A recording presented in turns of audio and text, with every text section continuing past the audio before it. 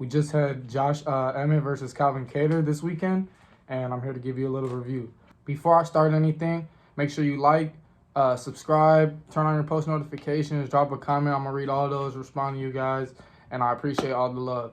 To start this off, the card was pretty good. It had, I think, 9 performance bonuses given away, and I think it tied the UFC record for most knockouts on a card. So I think it was at 8 or 7. I'm not sure. Don't quote me.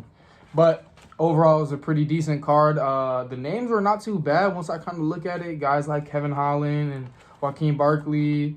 You had Cowboy Cerrone. Actually, that fight got canceled. I think Joe Lozon's leg gave out or something right before the weigh-ins or after the weigh-ins. So that fight was canceled. This is the second time it's canceled. And I think Dana White said they're not rebooking that fight. Overall, though, the fights were pretty decent. I tuned into that Kevin Holland versus Tim Means fight. Bro, Kevin Holland looks super good at 170. He just looks way faster, sharp, more confident. And I think this is exactly what he needs. He actually submitted Tim Means in the second round. But before any of that, like his first round, his striking was so on point. His breathing, his movement, he just looked so good at 170.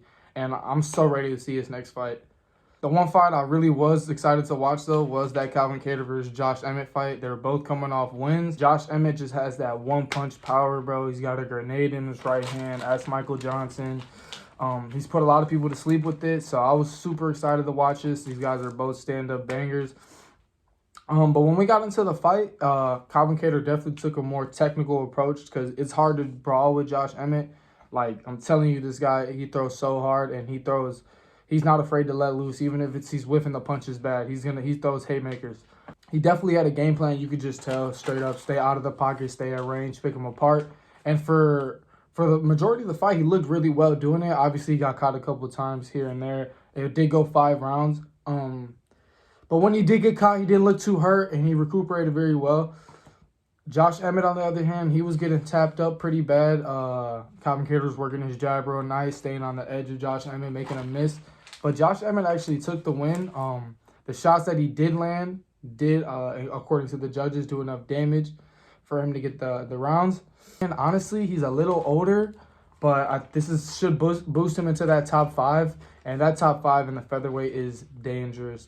So those matchups are going to be nice. Anybody you put Josh Emmett against, it's going to be a good fight just because we know that there's that potential that he could sleep you bad. So I'm excited to see what he does. Kind of bummed Calvin Kader lost, but we'll see what happens. I wish I would have watched more of the card because there were so many knockouts and finishes. But what I did see was Adrian Nunes had a nice win. In the first round, he knocked out his opponent and gave him the bird. So that was awesome. But that just kind of wraps things up for that card. Something to look forward to, though, July 2nd. We already kind of broke down the card before in previous videos, but it's just getting closer, and I plan on dropping a video for you guys, giving my predictions on UFC 276. So make sure you stay tuned for that. Some other fights in the future that we just got announced. Dominic Cruz versus Cheeto Vera, August 13th. That's beautiful. 2 great strikers, all stand-up, no wrestling. So it's just going to be a masterclass. I would say Cheeto Vera just because Dominic Cruz is a little older, but Dominic Cruz does not lose a lot. So it's a good fight. Another fight that's announced but is not confirmed yet, TJ Dillashaw versus Aljamain Sterling. I love this matchup. They're both going to be talking at the press.